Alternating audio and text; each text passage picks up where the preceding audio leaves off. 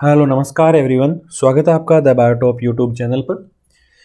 आज हम बात करने जा रहे हैं, लास्ट हमने बात कर ली थी लाइट रिएक्शन पे। आज हम यहाँ पर डिस्कस करेंगे अपनी डार्क रिएक्शन के ऊपर कि डार्क रिएक्शन प्लांट में किस तरह से होती है। तो सबसे पहले हमें यही समझना है कि डार्क रिएक्शन में होता क्या है। तो सबसे पहले आपको ध्यान में रखना है कि डार्क रिएक्शन में CO2 को फिक्सेशन किया जाएगा, यानी CO2 का यहाँ पर फिक्शन किया जाएगा, CO2 का यूज किया जाएगा। जो हम कहते हैं ना कि फोटोसिंथेसिस में हम CO2 को अब्जॉर्ब करते हैं और O2 को फ्री करते हैं। तो हमने इसके ऊपर डिस्कस कर लिया था कि लाइट रिएक्शन में तो हम क्या करते हैं, O2 को फ्री करते हैं, लेकिन डार्क रिएक्शन में हम CO2 को अब यहाँ पर क्या करेंगे, फिक्सेशन करेंगे। तो इस डार्क रिएक्शन का नाम हम CO2 फिक्सेशन भी रख सकते हैं, या फिर इसका नाम हम CO2 एसिमिलेशन है वो भी यहाँ पर रखा जा सकता है, या फिर हम ये भी कह सकते हैं कि CO2 का डार्क रिएक्शन में क्या होता है, यहाँ पर रिडक्शन की प्रोसेस है वो कंप्लीट होती है। तो सबसे पहले इंपॉर्टेंट चीज़ यही आती है कि डार्क रिएक्शन है वो क्लोरोप्लास्ट के स्ट्रोमा भाग में कंप्लीट होता है। इस चीज़ को ध्यान में रखना कि स्ट्रोमा भाग में ये कंप्लीट होगा। लाइट का डायरेक्ट यूज ना करते हुए लाइट का क्या किया जाएगा, यहाँ से इनडायरेक्टली है वो यूज किया जाएगा, इनडायरेक्ट यूज होगी।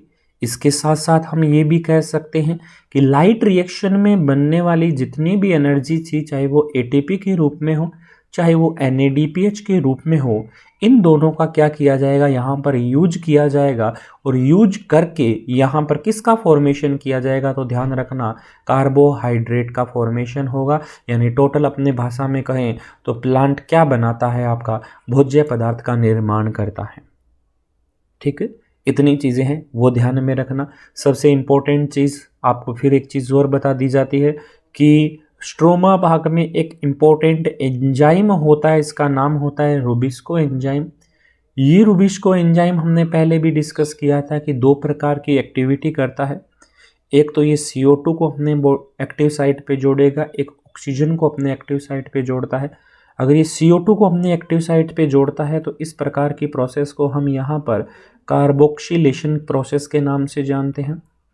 और अगर ये O2 को अपने एक्टिव साइट पे जोड़ता है तो इसको हम ऑक्सीजनेशन एक्टिविटी के नाम से जानते हैं। O2 को कब जोड़ेगा, जब इन्वायरमेंट में जो टेम्परेचर होता है वो ज़्यादा हो जाता है। तो ये आपका रूबिस्को एंजाइम है जो अपनी एक्टिव साइट है यहाँ पर O2 को जोड़ना स्टार्ट कर देता है, और जिससे प्लांट के अंदर एक प्रोसेस होती है जिसका नाम होता है फोटो रेस्पायरेशन की प्रोसेस, वो यहाँ पर कंप्लीट होती है। लेकिन जब नॉर्मल टेम्परेचर रहेगा आपका, तो नॉर्मल टेम्परेचर के दौरान हमारे पास यहाँ पर क्या देखने को मिलेगा आपका, कि नॉर्मल टेम्परेचर की प्रेजेंस में रूबिस्को एंजाइम अपनी एक्टिव साइट पर CO2 को ऐड करता है। और CO2 को ऐड किस तरह से करेगा वो भी थोड़ा समझिएगा। एक नाम है हमारे पास कंपोनेंट का RUBP। RUBP का नाम है राइबोलोज 1,5 बिसफॉस्फेट। ये हमारे पास 5 कार्बन का कंपोनेंट होता है। इस 5 कार्बन के कंपोनेंट के ऊपर एक CO2 को ऐड करने का काम हमारे पास किसके द्वारा किया जाएगा, रूबिस्को के द्वारा किया जाएगा। और जो RUBP आपके पास 5 कार्बन का है, जैसे ही आपकी यहाँ पर CO2 ऐड होती है, ये किस में बदल जाता है, आपका 6 कार्बन के कंपोनेंट में बदल जाता है। और 6 कार्बन के कंपोनेंट में जब भी ये बदलेगा तो हमारे पास रूबिस्को एंजाइम में एक एक्टिविटी होती है जिसका नाम हमने पहले भी पढ़ा था रूबिस्को एंजाइम के अंदर।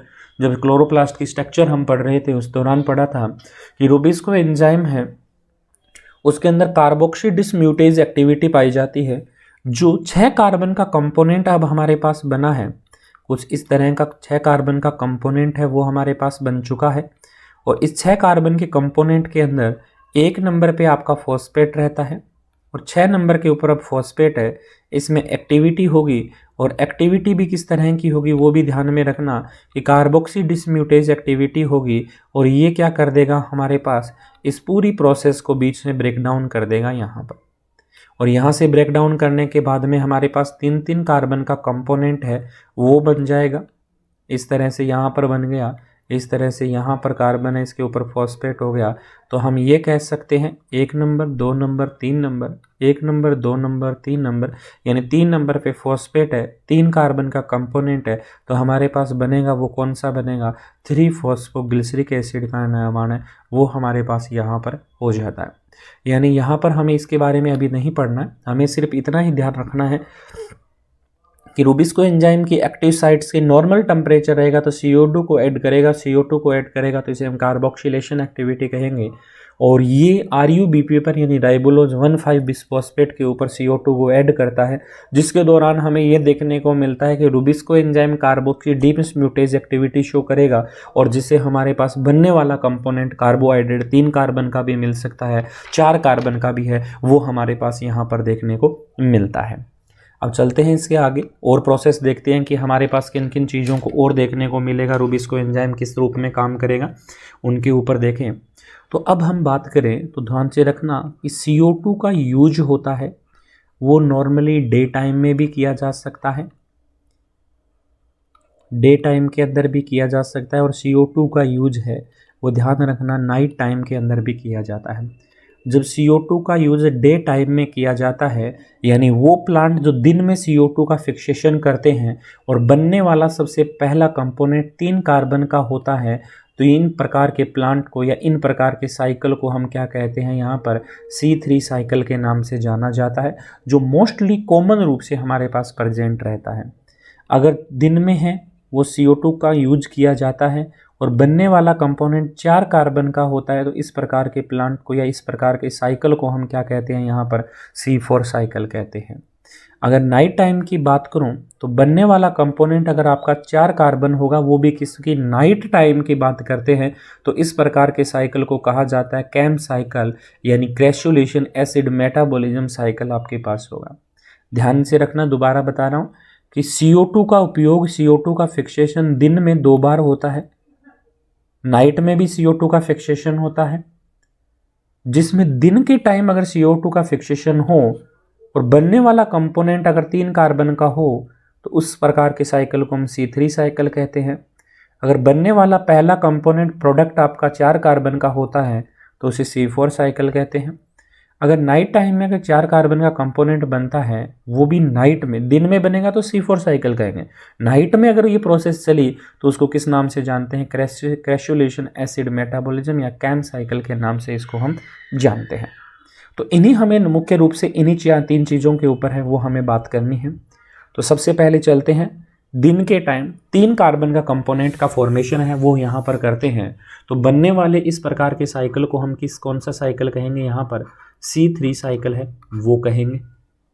ये साइकिल हमारे पास कैल्विन नामक साइंटिस्ट ने दिया था, इसलिए इस साइकिल को हम ये भी कह सकते हैं कि ये क्या कहलाता है, हमारा कैल्विन साइकिल कहलाता है। कैल्विन के साथ साथ एक साइंटिस्ट का नाम और है जिसके हम कह सकते हैं कि ये cycle Calvin and Benson cycle के नाम से भी जाना जाता है, यानी इनके बारे में साथ साथ में बेंसन ने भी बताया था, तो बेंसन साइकिल के नाम से भी जाना जा सकता है। इसके साथ साथ इसका एक नाम और है जिसमें हमारे पास क्या देखने को मिलता है कि रिडक्टिव पेंटोज पाथवे, यानी इसको क्या कहा जा सकता है, रिडक्टिव में पेंटोज पाथवे है वो भी हम इसको कह सकते हैं। या फिर हम ये कह सकते हैं कि इसमें क्या होगा, फोटोसिंथेटिक कार्बन का रिडक्शन साइकिल्स है वो होगा, तो ये हम कह सकते हैं कि इसमें क्या होगा, कार्बन का रिडक्टिव साइकिल्स होगा। तो हमें इतने सिर्फ मात्र इन 3 या 4 नामों को ध्यान में रखना है कि C3 साइकिल होता है वो हमारे पास कैल्विन साइकिल के नाम से जाना जाएगा, कैल्विन बेंसन साइकिल भी कहते हैं। रिडक्टिव पेंटोज पाथवे, यानी कि इसमें पेंटोज पाथवे यानी 5 कार्बन के कंपोनेंट का है, वो क्या होगा, रिडक्टिव प्रोसेस देखने को मिलेगी, इसलिए हम क्या कह सकते हैं, इसको रिडक्टिव पेंटोज पाथवे कह सकते हैं। और ये टोटली है वो कहाँ होता है, प्लांट क्लोरोप्लास्ट के स्ट्रोमा भाग में है, वो यहाँ पर कंप्लीट किया जाता है, यानी टोटली हमारे पास कहाँ प्रेजेंट रहेगा, आपका स्ट्रोमा भाग में ये प्रोसेस है वो होती है। ये इतनी चीज़ें आपको थोड़ी सी ध्यान में रखनी है। अब चलते हैं इसकी पाथवे के ऊपर, थोड़ा सा प्रोसेस बड़ी है तो ध्यान से सुनना कि किस किस तरह से होता है। एक चीज़ और रह गई, वो देखिएगा कि इस पाथवे को, इस साइकिल को हम 3 स्टेप में पढ़ते हैं। वो 3 स्टेप मुख्यतः हमारे पास क्या है, पहला स्टेप आता है उसे हम कहते हैं कार्बोक्सिलेशन प्रोसेस, यहाँ पर क्या होगा, कार्बोक्सिलेशन प्रोसेस के अंदर हम कह सकते हैं कि CO2 का क्या किया जाएगा, यूज किया जाएगा। दूसरे में हम ये कह सकते हैं कि दूसरी प्रोसेस आती है, वो होती है हमारे पास कार्बोहाइड्रेट का फॉर्मेशन होगा, यानी फूड पार्ट का फॉर्मेशन होगा, या फिर मैं कह सकता हूँ कि ग्लूकोज का फॉर्मेशन होता है। यहाँ पर क्या होगा, ग्लूकोज का फॉर्मेशन। और तीसरा होता है RUBP का रीफॉर्मेशन। यहाँ पर क्या होगा, हमारे पास RUBP का रीफॉर्मेशन प्रोसेस है, वो हमें देखने को मिलेगी। यानी कहूँ तो C3 साइकिल 3 स्टेप में है। कार्बोक्सिलेशन मतलब CO2 का यूज करना, कार्बोक्सिलेशन, और फिर कार्बोहाइड्रेट का फॉर्मेशन करना यानी ग्लूकोज का फॉर्मेशन करना, और तीसरी प्रोसेस आपके पास क्या आ जाएगी, RUBP जो हमने लिया है उसका हम क्या करते हैं, दोबारा निर्माण यहाँ पर करते हैं। चलिए देखते हैं कि कैसे हम कार्बोक्सिलेशन प्रोसेस करेंगे, किस तरह से करेंगे वो चीज़। तो सबसे पहले ध्यान रखना कि हमारे पास एक एंजाइम होता है, प्रोडक्ट होता है, इसको हम कहते हैं RUBP। RUBP मुख्यतः हमारे पास 5 कार्बन का कंपोनेंट है, और हम इसके कितने मॉलिक्यूल ले रहे हैं, यहाँ पे 6 मॉलिक्यूल है, वो हम यहाँ पर ले रहे हैं। RUBP के 6 मॉलिक्यूल इसलिए लेके चला हूँ, तो ध्यान रखना कि हमें 6 मॉलिक्यूल ले रहे हैं, तो हमें यहाँ पर 6 CO2 की भी आवश्यकता पड़ेगी, और 6 CO2 की आवश्यकता पड़ेगी, तो एक कार्बन का फॉर्मेशन करने के लिए एक रुबिस्को एंजाइम की आवश्यकता होती है। तो यहाँ पर हम 6 कार्बन लेके चले हैं, तो हमारे पास कितने रुबिस्को एंजाइम की ज़रूरत पड़ेगी, आपको 6 रुबिस्को एंजाइम की ज़रूरत है, वो यहाँ पर पड़ेगी। तो जैसे ही हमने यहाँ पर, शायद दिख नहीं रहा होगा,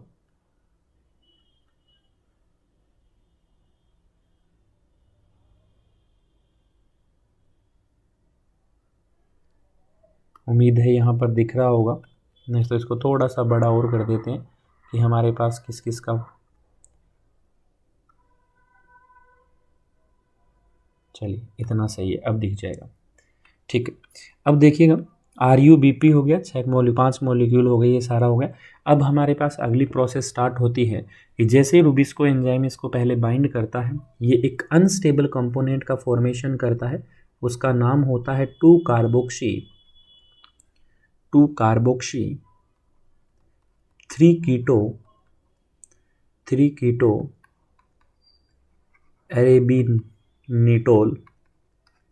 अरेबिनिटोल 1,5-बिसफॉस्फेट। ये हमारे पास एक अनस्टेबल कंपोनेंट का निर्माण होगा।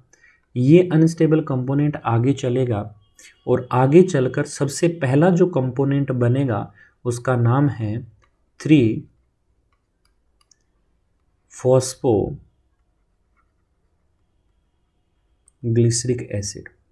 यानी सबसे पहले कौन सा कंपोनेंट बनाया, 3-फॉस्फोग्लिसरिक एसिड बनाया। यहाँ पर हम टोटल ये 3 कार्बन का कंपोनेंट बनता है, और यहाँ पर हमारे पास जो कंपोनेंट मॉलिक्यूल बनेंगे वो कितने मॉलिक्यूल बनेंगे, 12 मॉलिक्यूल का यहाँ पर फॉर्मेशन होगा।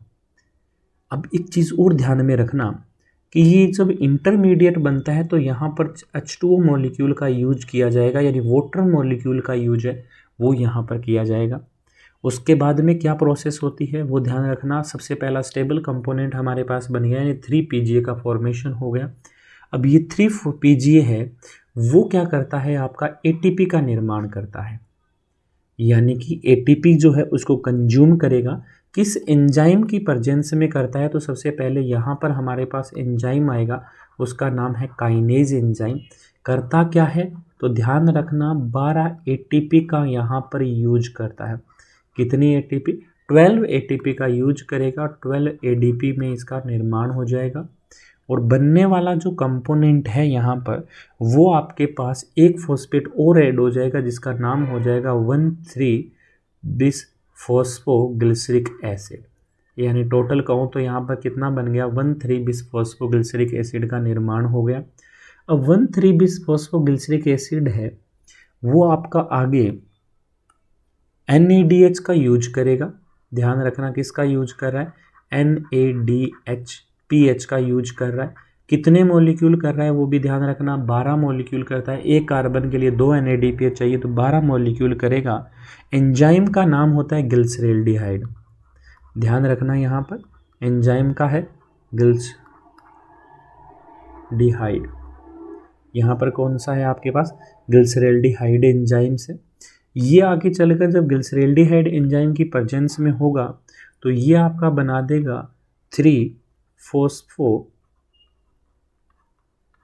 यहाँ पर बन जाएगा कौन सा, 3-फॉस्फो ग्लिसरैल्डिहाइड। यहाँ पर क्या बन गया, 3-फॉस्फोग्लिसरैल्डिहाइड, यानी लिखूं तो 3PGAL का निर्माण है वो हमारे पास यहाँ पर हो गया है। अब 3-फॉस्फोग्लिसरैल्डिहाइड के अलग अलग मॉलिक्यूल में ये टूटेगा, किन किन मॉलिक्यूल में टूटेगा तो वो ध्यान रखना, इसके 2 मॉलिक्यूल अलग हो जाएंगे, इसके 5 मॉलिक्यूल हैं वो अलग हो जाएंगे, इसके 3 मॉलिक्यूल हमारे पास अलग हो जाएंगे और इसके 2 मॉलिक्यूल हैं वो अलग हो जाएंगे।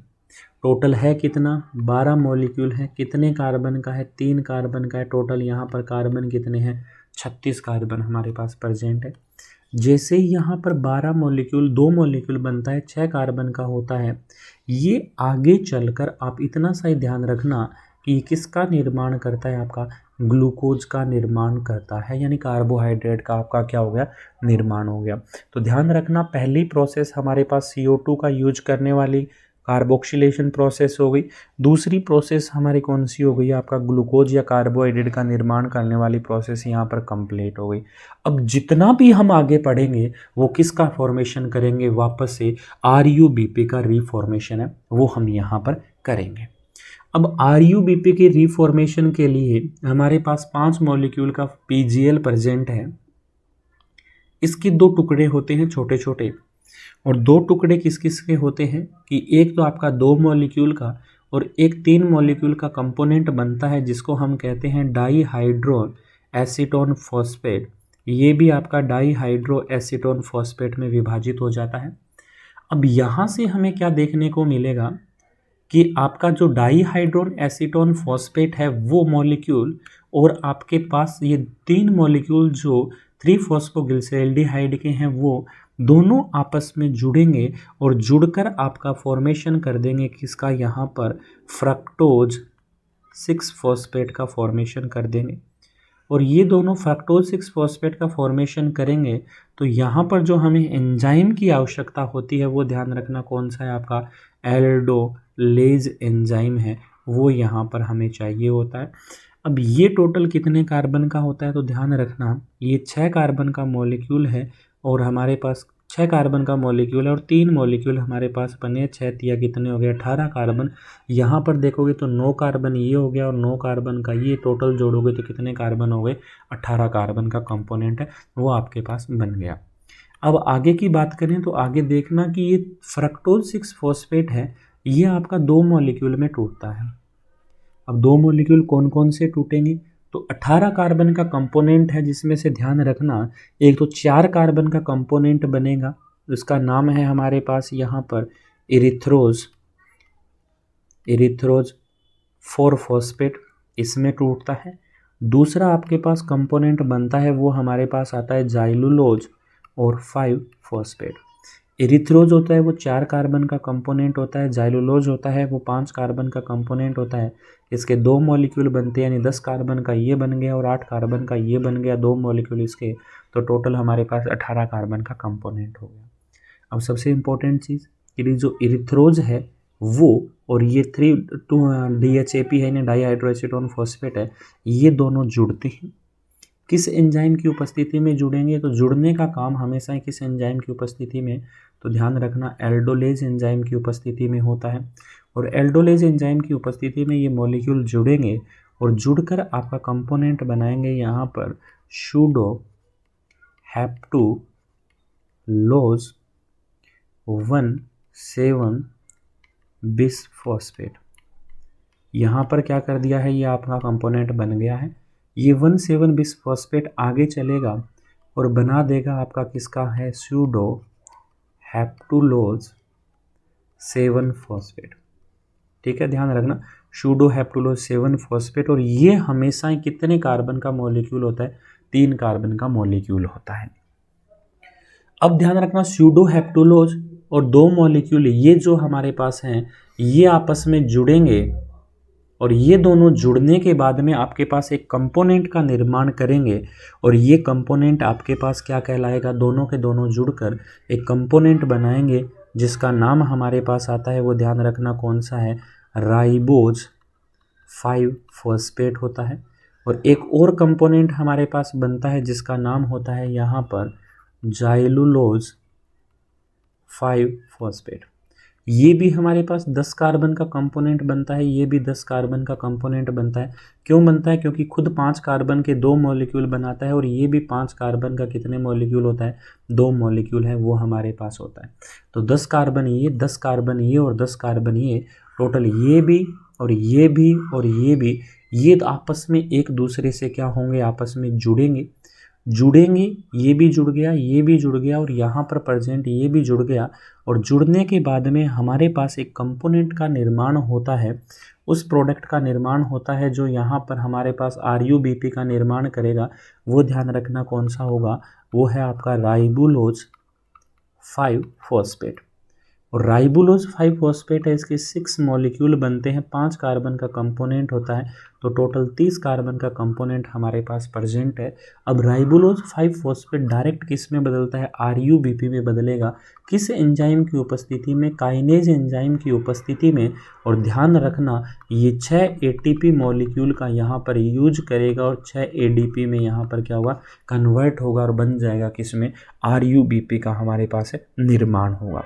तो आपको यहाँ पर इतना ध्यान रखना है, दोबारा रिवीजन करें तो रुबिस्को एंजाइम है वो RuBP पे CO2 को जोड़ता है और 3-फॉस्फोग्लिसरिक एसिड यानी 3-PGA का निर्माण करता है।